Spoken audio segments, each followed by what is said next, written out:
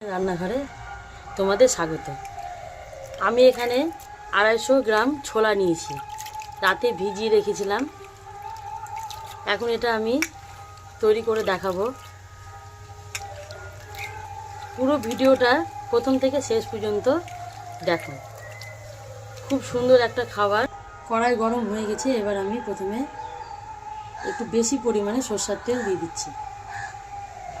এই চানা মশলাটা করতে একটু সরষের তেল বেশি লাগে।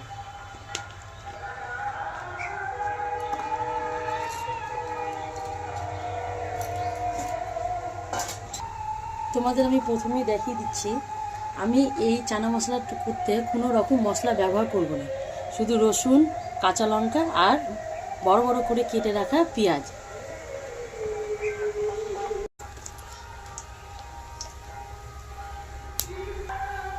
তেলের উপরে একটু হলুদ দিয়ে দিচ্ছি।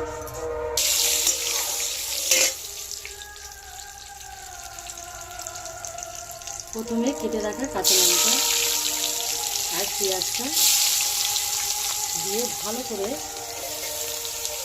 লাল করে ভাজবো।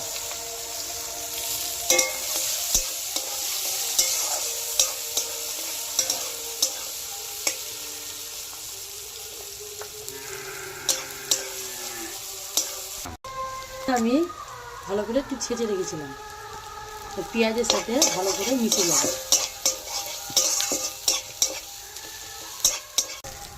দেখো বন্ধুরা, আমি এইভাবে লাল করে ভাজছি।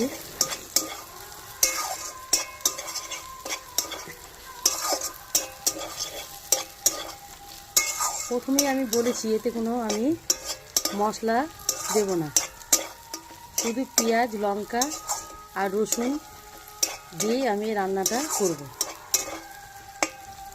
খুব সুন্দর মুখরোচক খাবার।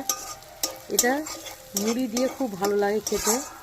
তোমরা যারা মুড়ি খেতে ভালোবাসো তারা অবশ্যই এই চানা মশলাটা তৈরি করবে আর মুড়ি দিয়ে খেয়ে আমাকে কমেন্ট বক্সে কমেন্ট করে জানাবে যে কেমন হয়েছে খেতে।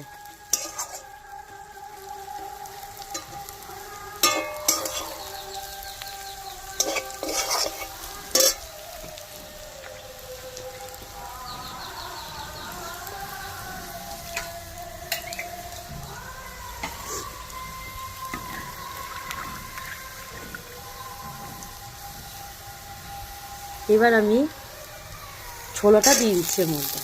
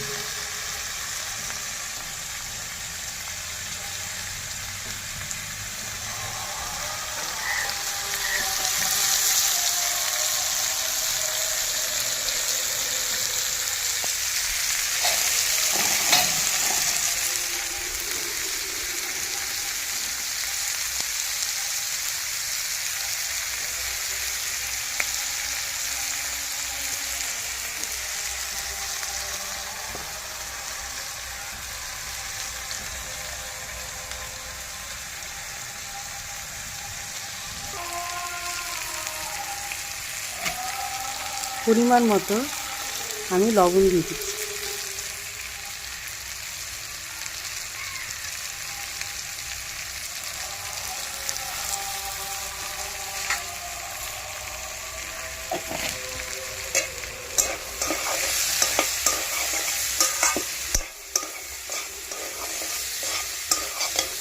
এইভাবে আমি মশলাটা ছোলাটা ভাজবো। আমি এই চানা মশলাটার মধ্যে একটু জল দিয়েছিলাম, এই কারণেই যে চানাটা আমার প্রেসারে সিদ্ধ করা ছিল না, তা আমি একটু জল দিয়ে এটাকে সিদ্ধ করলাম। দেখো কত সুন্দর সিদ্ধ হয়েছে।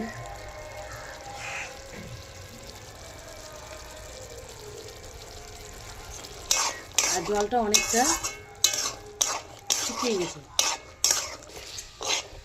দেখো বন্ধুরা, চানা মশলাটা আমার একদম রেডি।